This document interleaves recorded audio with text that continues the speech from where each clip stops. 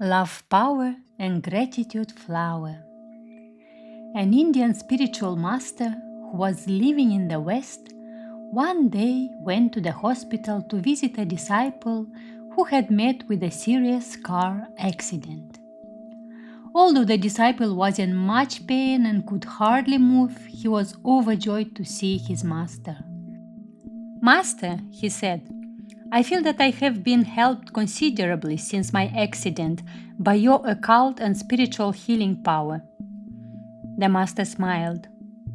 "You know, one of your spiritual brothers asked me yesterday if it was your past karma that brought on this accident or whether it was due to an attack of hostile forces.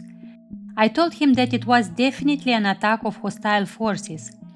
The hostile forces are much more alert than the divine forces, even though the divine will always win eventually. The hostile forces are like children who go on, pinching their father like a monkey, thinking all the time they will weaken their father. But they are wrong.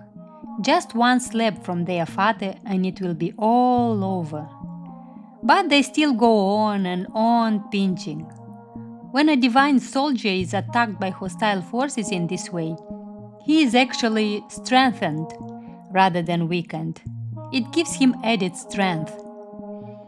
The disciple replied, "Master, I feel that this accident was worth every moment of pain for the experience it gave me. For the first time in my life, I really felt and realized how much love you have for me. I saw that this love you have, that the Supreme has, is infinite, it is all-encompassing."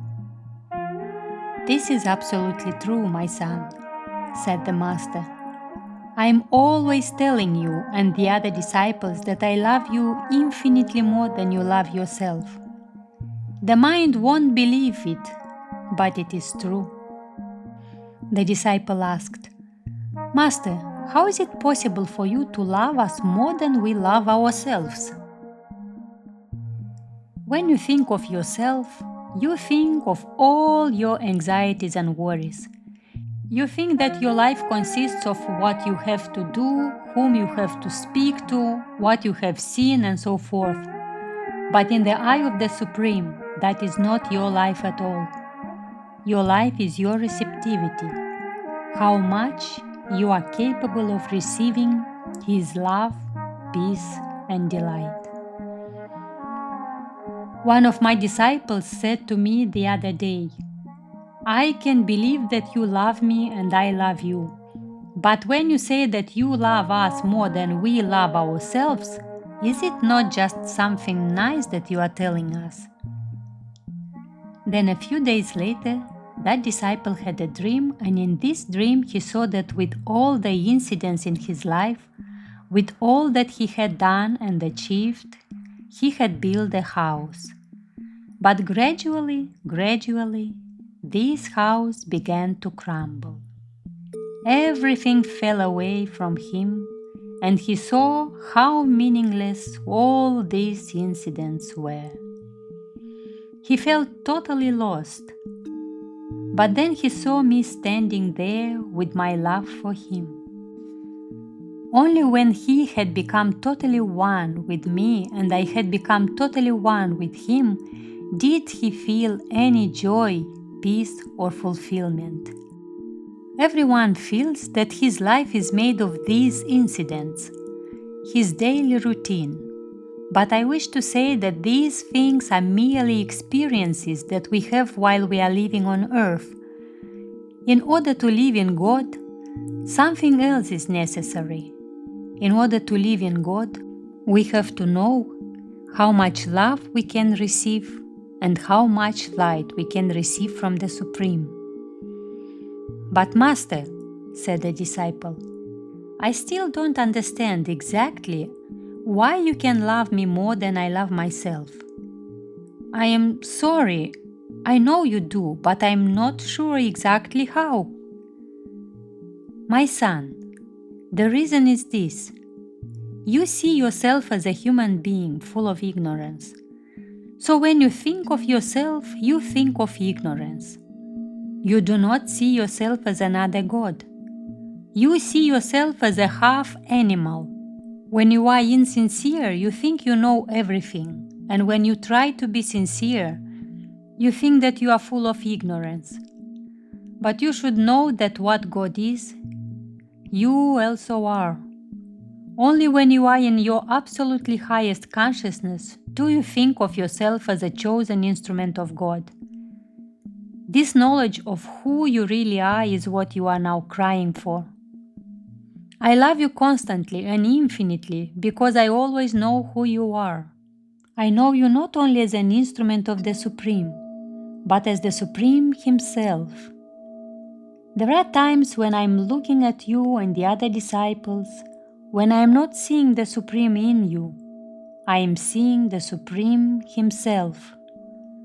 You won't believe it, but I see you not as a human being with the Supreme inside you, but as nothing other than the Supreme.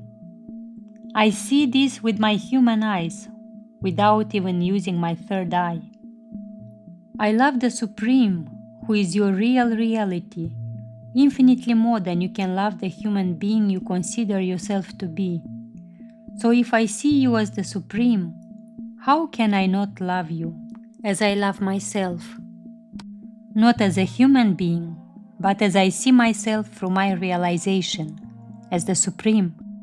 You may think that you are your problems, that you are the details of your life, and so you cannot love yourself most devotedly. You will be able to love yourself only when you are in your highest, when you feel my presence inside your heart. But I am loving you constantly. Here is the proof. Most of the time you are thinking of something else, your job, your wife, your children, but I am constantly thinking of you. You think you are loving yourself, your family, all that is your life, but your attention is divided. Always you are thinking of other things. But my attention is never divided. It is constant love for you. The disciple had now totally forgotten his pain. Master, he asked, does the secret of being conscious of this love lie in gratitude? Yes, absolutely. But the unfortunate thing is that our human mind feels that gratitude is something inferior. We feel that when we offer gratitude to God, because He offered us something first, we are doing something inferior. If someone has done something for us, naturally we will show him our gratitude. But we feel that the power of gratitude is inferior to the power of giving. But God sees Himself and us as one. He feels that He is giving what He has, love and compassion, and we are giving what we have, gratitude. Our power of gratitude is every bit as strong as His light and love power.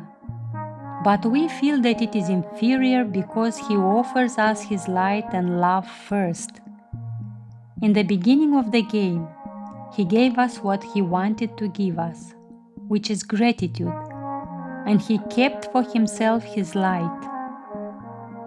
Now the role He has is to offer us light, and our role is to offer Him gratitude. He is playing His role, but we are not playing our role.